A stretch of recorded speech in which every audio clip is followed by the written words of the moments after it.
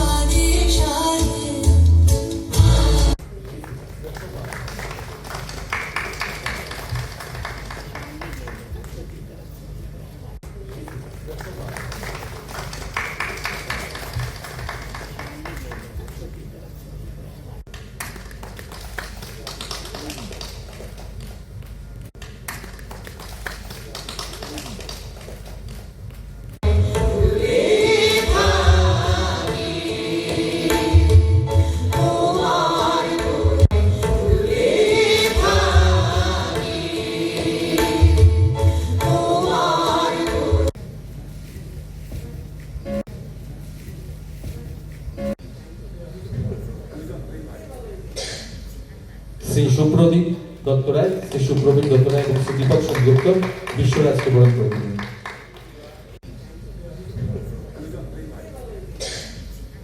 শ্রী সুপ্রদীপ দত্তরায়, শ্রী সুপ্রবীর দত্তরায় এবং শ্রী দীপক সংযুক্ত বিশ্বরাজকে বরণ করে দিলেন। সময় তো থাকবেই, একান্ত যদি তোমরা না পারো সেটি পাস আউট হয়ে যাবে উত্তরায়ণের কাছে, এবং ওনারাও যদি না পারে তাহলে পাস আউট হয়ে যাবে সময় তো থাকবেই, একান্ত যদি তোমরা না পারো সেটি পাস আউট হয়ে যাবে উত্তরায়ণের কাছে, এবং ওনারাও যদি না পারে তাহলে পাস আউট হয়ে যাবে